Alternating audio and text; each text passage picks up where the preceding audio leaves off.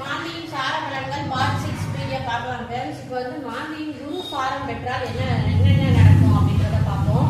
குருவோட சாரங்களான புனர்பூசம், விசாகம், புரட்டாதி இந்த 3 நட்சத்திரங்கள்ல மாந்தி நின்றால் என்ன பலனை தருவார் அப்படின்றத பார்ப்போம்.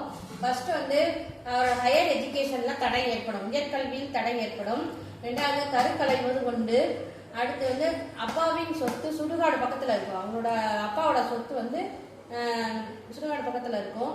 4th பாயிண்ட் வந்து வீடு கட்ட லோன் வாங்கினா அவங்க அதன் மூலமா நிறைய பிரச்சனைகளை சந்திப்பாங்க.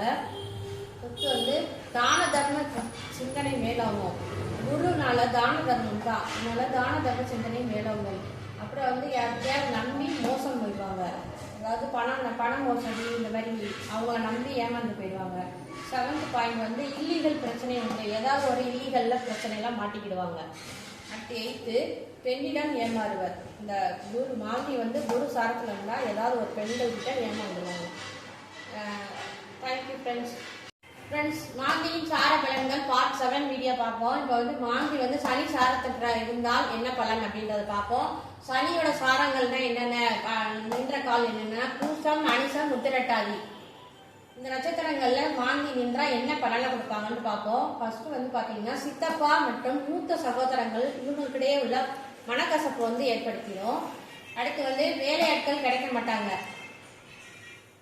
அப்புறம் வந்து துர்மரணம், இந்த குடும்பத்துல வந்து துர்மரணம் ஏற்படும்.